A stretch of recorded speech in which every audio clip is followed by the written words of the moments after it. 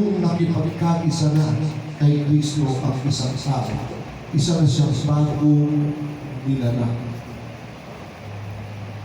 Ibig sabihin, mga kapatid,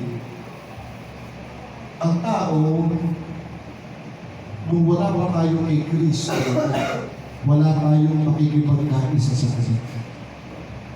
Wala tayong relasyon sa Kanya. Kapag ako halimbawa, sa iyo, sa inyong dalawa, nagkaroon ako ng makikipagkaisa, sipagkaibigan ako, lalaro tayo, nag-ikwentuhan tayo dyan. Ano tawag ko? Meron akong relasyon, ugnayan sa inyo. Sa pananampalataya sa Diyos, sa pagkilala natin, kapag ikaw ay nakikipagrelasyon sa Diyos, meron kang makikipag-ugnayan sa Diyos. Sila Ana, ang nanay niya, ay nabautismuhan kagabi, nagkaroon sila ng ugnayan kay Kristo. Meron na kayong ugnayan. So, makikipag-ugnayan natin ang sabi ni Apostol Pablo, isa na siyang bagong nilalang. We are born, newborn. Kumbaga sa baby, bagong panganak tayo. Yung mga bagong binyagan, bagong panganak po kayo. Kami matagal na kami pinanganak dito eh. Kaya matanda na kami dito. Na Brother Yuli? Si Brother Yuli, bata pa, at Adventista ito. So, nagkaroon tayo ng relasyon tayo sa Diyos. Nung tanggapin natin, Sister Hannah, ang Panginoon, not because of religion. Ang not because of religion, hindi dahil sa religion. Tinanggap ko ang Panginoon bilang personal kong pagtanggap ko sa Kanya. Yung pagtanggap ko kay Kristo ay personal na ugnayan niyo sa Kanya. Nagkaroon kayo ng ugnayan sa Panginoong Kristo sa pamamagitan ng pananampalataya mo kay Kristo. At sapagkat tayo ngayon, dati wala tayong kaugnayan. Nakikilala natin ang Diyos. May Diyos, alam naman natin, di ba? Pero wala tayong yung totoong kaugnayan sa Kanya. Wala tayong makikipag-ugnayan. Ano yung tunay na makikipag-ugnayan? Yung ginagawa natin ngayon. Relasyon natin ito sa Diyos, ginagawa natin pagtitipon, tumatalo tayo, nakikinig tayo ng salita ng Diyos, higit sa lahat, nagpapasa kayo ng Bible. At tayo ito, darating ng Bible. Baka next week, mag-open up tayo, bibigyan po kayo ng Bible. Meron na tayong panahon sa Diyos. Nung tayo hiwalay kay Kristo, wala tayong panahon. Puro tayo problema, iniisip natin problema ko sa buhay, problema natin, puro sakit, puro sa tayo kumuha ng kakainin, puro tayo problema. Pero, nung makilala natin si Kristo yung kanyang mga aral, nagkaroon tayo ng kaugnayan sa Kanya. Relasyon, relation. Nung magkaroon tayo ng kaugnayan, ang sabi, hindi ka na dating tao, kundi ikaw ay bagong tao. Bagong panganak. Di ba? Ito nakilabasa ni San Calvin. Ang sabi dito, ikaw ay isang bagong nilalang. You are newly created. Bagong nilalang. Wala na ang dati niyang pagkatao. Ibig sabihin, yung dati nating pagkatao, alam niyo ba kung anong tao tayo? Pakinggan ninyo, pakibasa sa Efeso, Kapitulo 2, versikulo 1 hanggang 5, baybayin natin. Kayo nooy mga patay sa iyong mga pagsalangsang at mga kasalanan. Kasalanan daw tayo ng una. Tuloy. Na dati ninyong nilakaran. Dati natin nilakaran. Ayon sa lakad ng sanlibutan ito. Ano yun? Ayon sa pinuno ng kapangyarihan ng himpapawid ng Espiritu na ngayon ay gumagawa sa mga anak ng pagsuway. Alam niyo kung sino yung kapangyarihan kami at isipan? Si Satanas yun. Nilangarap daw natin yung kapangyarihan ng hangin. Kaya yung bagyo, dalang isang aras ko yan. Ang Diyos nagpapaulan. Di ba, Brother Yuli? Ang sabi, ang Panginoon ay nagpapaulan sa mabuti at masama.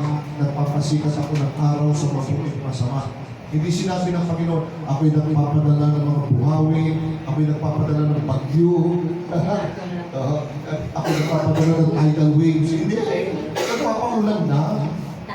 Diba? Kaya yung mga bagyo, bumubuhog, sumisira, at papalunod ng mga tao sa pamagitan ng mga baha, kapangyarihan at kadiliman niyan, dala yan ni Satanas, gusto niya tayong mamatay. Tuloy, basa. Tayong lahat ay dating nabuhay sa gitna ng mga ito. Sa mga pagnanasa ng laman na ating ginagawa ang mga nais ng laman at ng pag-iisip. At tayo nooy katutubong mga anak ng kapuutan gaya naman ng mga iba. Tayo gawin natin mga anak ng galit. Diba, kung ipuntan galit na tayo, grabe kayo. Kasi may kasama pa mo rin. Bakit? Anak tayo nagkagalitan eh. Pero sabi, nung makilala na natin ang aral ng Panginoon, nagkaroon tayo kaugnayan, naging bagong nilalang tayo ako. Alam niyo ba yung sabihin ng bagong nilalang? Oh, okay, English yun. Ibig sabihin niya nila. Pag ang isang, alam niyo yung sanggol sa loob ng tiyan, yung puso ng bata nakakonekta sa puso ng nanay. Ibig sabihin, may ugnayan silang dalawa eh. Yung kinakain ng nanay, na-absorb ng baby because yung oil. Pag ang bata ay niluwal na ng ina, ano gagawin sa oil? Puputulin. Ibig sabihin, mabubuhay ka na sa sarili mo. You are separated from your mother. See? Kakain ka na ng sarili mo, yung kinakain ng ina mo, hindi mo na makakain, kundi kakain ka na ng sarili mo. Yung sanggol na pinanganak, mamumuhay ka, magpapasimula kang mamuhay sa sarili mo. Ganun din tayo. Tayong pinanganak na, nagkaroon na tayong kaugnayan, born again na tayo, ibig sabihin ng born again, magpapasimula ako sa bagong buhay ko.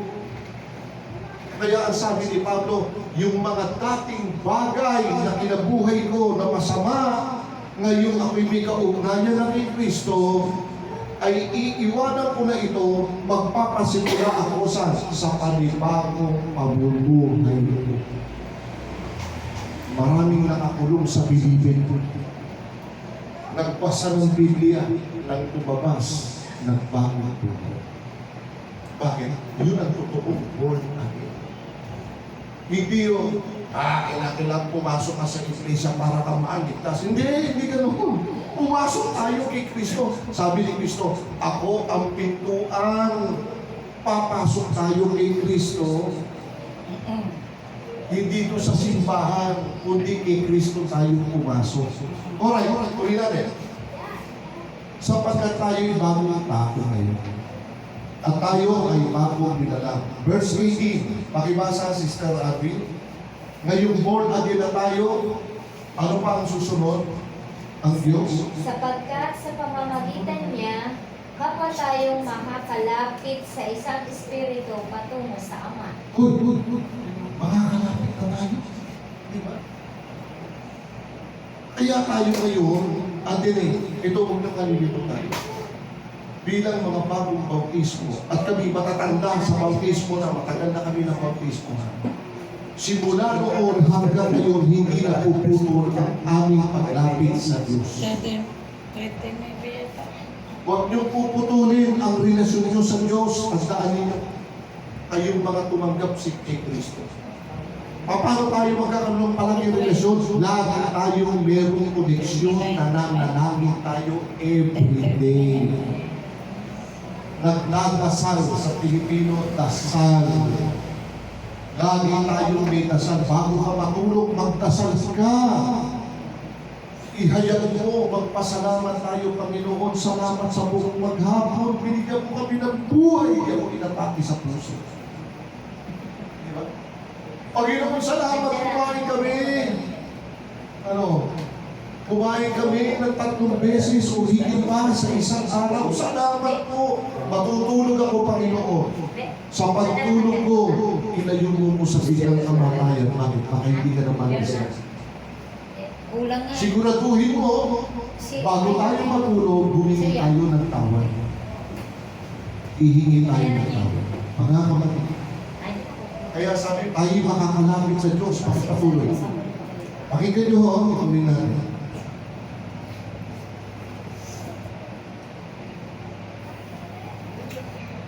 Kaya nga hindi na kayo mga dayuhan at manyaga, kundi kayo'y mga kapwa mamamayan ng mga banal at mga kaanib ng sambahayan ng Diyos. Antine, ang tawag sa inyo, banal. Ana, panindigan mo ito, banal ka. Nung tinagap natin si Kristo, makabanal tayo. At tayo daw kabilang na sa sambahayan ng Diyos. Correct. Kabilang ka sa sambahayan ng Diyos. Ang sabi ng pagpapakabanal tayo. Paano tayo magpapakabanal? Laging tumawag sa Paglingkod tayo sa Diyos. Itahulog niyo. Alam niyo, bibigyan ko kayo ng halimbawa. Pakinggan niyo kayo mga kabataan. Sa loob ng church, may Judas. May Judas. Hindi mawawala ang Judas sa loob ng samahan ng Panginoon. Yan ang topic kanina. Si Judas. May Judas. Maganda yung pagka-deliver mo. Oh. Lumabas ka. Kasi, hindi ako. Asa, diba? Tumawag. Tumawag. Yan si Judas. Okay, sa gusto nga, si Sergio na yan, mag-ingat ka din.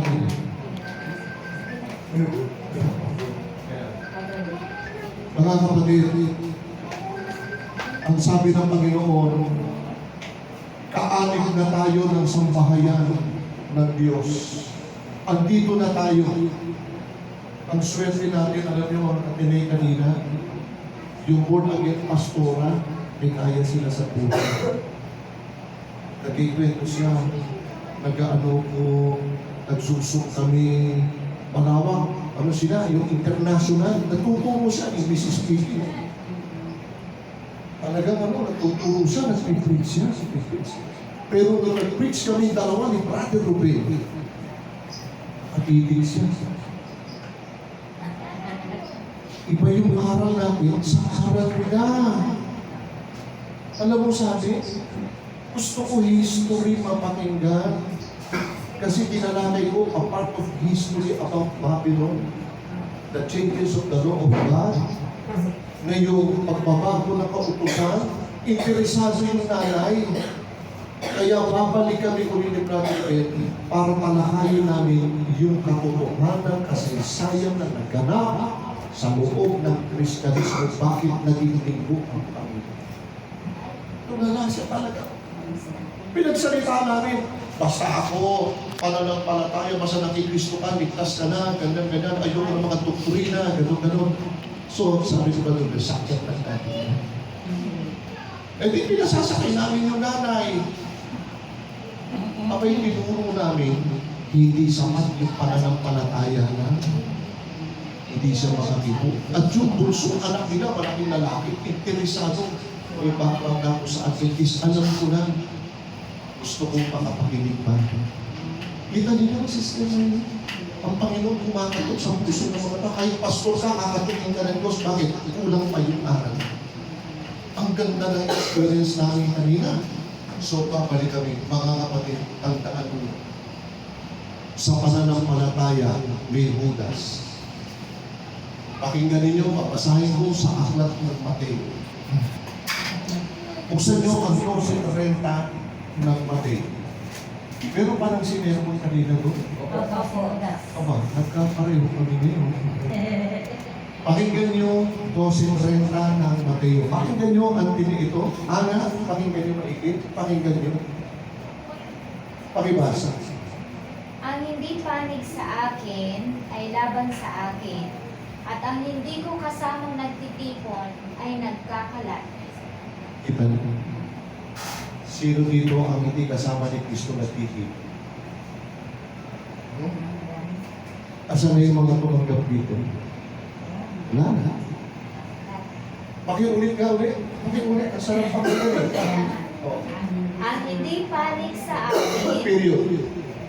Ang hindi panig sa akin, kaya nag-aaway ang politika eh. Merong ADS, merong PBBM. Nag-aaway sila eh. Yung hindi panig kay Marcos, natural, andito sa kanila. Yung hindi panig kay DDS, andito kay PBM. Nag-aaway sila, di ba, Brother Romeo? Kaya pagdating sa Panginoong Jesucristo, pagdating sa Diyos, ang sabi ni Kristo, pakiulit. ang hindi panig sa akin ay laban sa Pag akin. hindi tayo panig kay Kristo, laban ako kay Kristo. Paano tayo nagkakaroon ng laban kay Kristo? Tuloy. At ang hindi ko kasamang nagtitipon Period. Ang hindi ko kasama. Pag hindi mo kasama sa buhay si Kristo, kalaban mo si Kristo. Hindi na kalaban, hindi ka kay Kristo. Sabi, ang laban sa akin ay hindi nagtitipong kasama ko.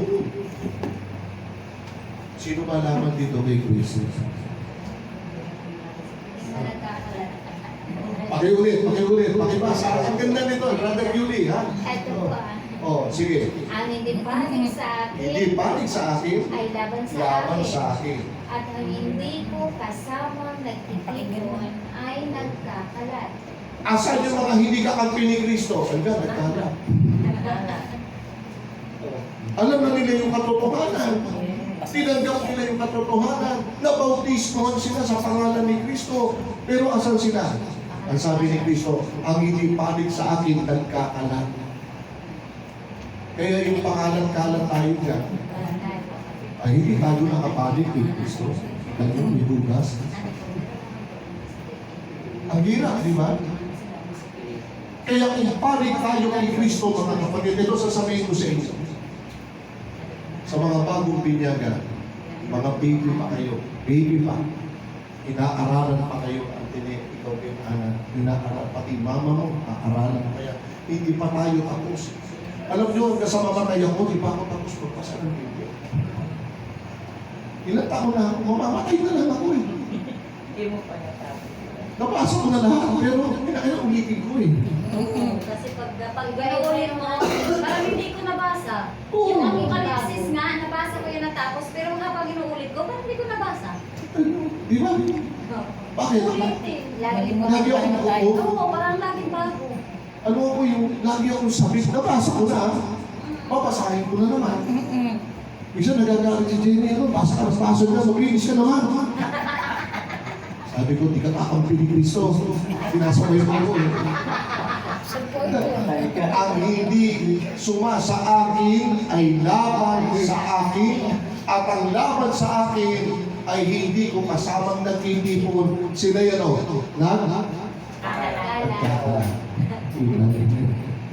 Kaya si Eko, lagi ka rin dyan sa mga nagkakalat dito, ha?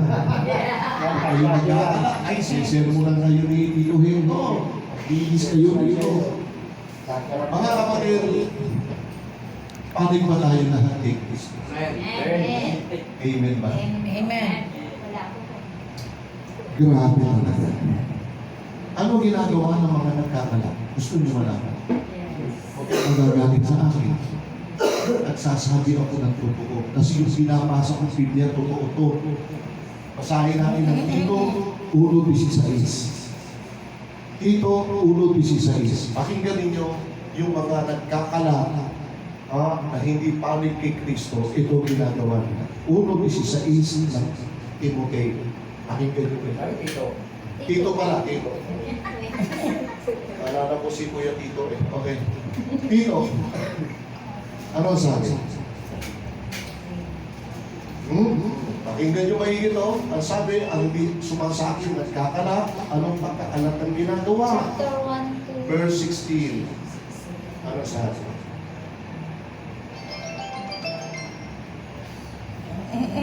Inaangkin nilang kilala nila ang Diyos. Teka muna. Inaangkin daw, marami nag-aangkin eh. Kasi iba religion. Kami kay Kristo kami. By faith, ligtas na kami. O, punta ka sa kabila. Sabi ng iba, kami totoo. Nakasulat ang pangalan namin sa Biblia. O, di ba? Punta ka naman sa kabila. Wala kayong kaligtasan. Kami lang ang maliligtas. Anong sabi ng Biblia? Inaangkin. Bilang kilala nila ang Diyos, ngunit sa pamamagitan ng kanilang mga gawa, ay kinakaila nila. Kita niyo?